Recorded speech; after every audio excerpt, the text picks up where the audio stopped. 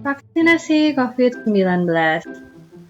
Vaksin adalah produk biologi yang berisi antigen berupa mikroorganisme yang sudah mati atau masih hidup yang dilemahkan, masih utuh atau bagiannya, atau berupa toksin mikroorganisme yang telah diolah menjadi toksoid atau protein rekombinan yang ditambahkan dengan zat lainnya, yang bila diberikan kepada seseorang akan menimbulkan kekebalan spesifik secara aktif terhadap penyakit tertentu.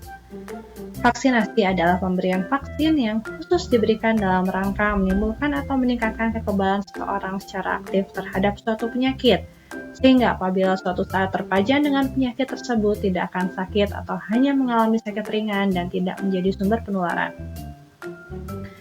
Imunisasi adalah suatu upaya pembentukan kekebalan tubuh seseorang terhadap suatu penyakit, sehingga apabila suatu saat terkena dengan penyakit yang sama, tidak akan sakit atau hanya mengalami sakit ringan. Imunisasi bertujuan untuk menurunkan angka kesakitan, kematian, dan kecacatan akibat penyakit yang dapat dicegah dengan imunisasi atau PD3I. Herd immunity atau kekebalan kelompok. Vaksin akan membuat tubuh menjadi mengenali bakteri atau virus penyebab penyakit tertentu, sehingga bila terpapar bakteri atau virus tersebut, maka tidak akan sakit atau mengalami sakit ringan. Kekebalan kelompok atau herd immunity adalah suatu kondisi di mana sebagian besar masyarakatnya telah terlindungi dari suatu penyakit. Cakupan imunisasi yang tinggi dan merata akan membentuk kekebalan kelompok atau herd immunity, sehingga dapat mencegah penularan maupun keparahan suatu penyakit. Kita lihat ilustrasi di sini, putih adalah orang sehat yang tidak diimunisasi, kuning adalah orang sehat yang sudah diimunisasi, dan merah adalah orang terinfeksi yang bisa menularkan. Pada kelompok orang sehat yang tidak diimunisasi saat bergabung di dalamnya orang terinfeksi yang bisa menularkan, penyakit dapat menular ke seluruh masyarakat.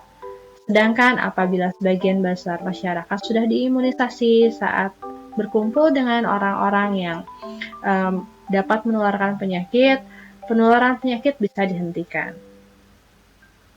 Vaksin COVID-19 bukanlah obat. Vaksin mendorong pembentukan kekebalan spesifik pada penyakit COVID-19 agar terhindar dan tertular ataupun kemungkinan sakit berat. Vaksin COVID-19 dan 3M memakai masker dengan benar, menjaga jarak dan jauhi kerumunan, serta mencuci tangan menggunakan air mengalir dan sabun merupakan upaya yang sangat penting dalam menanggulangi pandemi. Ada beberapa jenis vaksin COVID-19. Di antaranya adalah Sinovac, AstraZeneca, Moderna, Pfizer, dan lain-lain. Apakah dapat terjadi reaksi pasca vaksinasi? Secara umum, reaksi pasca vaksinasi yang timbul dapat beragam. Umumnya ringan dan bersifat sementara, dan tidak selalu ada, serta bergantung pada kondisi tubuh. Reaksi vaksinasi ringan seperti demam dan nyeri otot atau ruam-ruam pada bekas suntikan adalah hal yang wajar namun tetap perlu dimonitor. Perlu diingat bahwa manfaat vaksin jauh lebih besar dibanding risiko sakit karena terinfeksi bila tidak divaksin. Efek samping vaksinasi COVID-19 diantaranya adalah reaksi lokal dan sistemik yang mungkin terjadi, seperti nyeri dan bengkak di area suntikan, kemerahan, nyeri otot, demam, lelah dan lemas, mual, muntah, sakit kepala, trombosis, dan reaksi anafilaktik yang paling parahnya. Efek samping yang muncul dapat bersifat ringan dan sedang seringnya, dan umumnya efek samping teramati pada hari ke-1 sampai ke-7 pasca vaksinasi. Yang perlu diingat bahwa efek samping tidak terjadi pada semua orang. Apa yang harus dilakukan apabila terjadi efek samping? Yang pertama, tetap tenang. Jika gejala yang muncul adalah gejala reaksi sistemik atau reaksi lokal yang ringan, dapat mengkonsumsi paracetamol sebagai pereda demam dan pereda nyeri, juga mengkonsumsi obat-obatan simptomatis lainnya. Biasanya reaksi vaksinasi dapat mulai berkurang pada hari ketiga. Jika muncul reaksi berat seperti sesak nafas, penurunan kesadaran, lemas anggota tubuh, dan lain-lain, segera melapor dan berobat ke puskesmas atau rumah sakit terdekat. Ada yang disebut dengan KIPI atau kejadian ikutan pasca imunisasi, yaitu semua kejadian medik yang diduga berhubungan dengan imunisasi.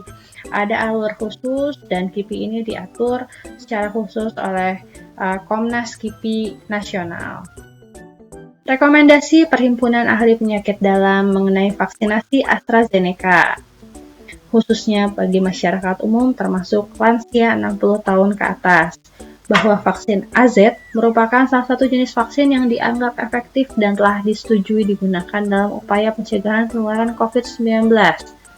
Mengacu pada rekomendasi STH EMA WHO GACVS, manfaat dari pemberian vaksin ini dinilai lebih besar daripada potensi komplikasi.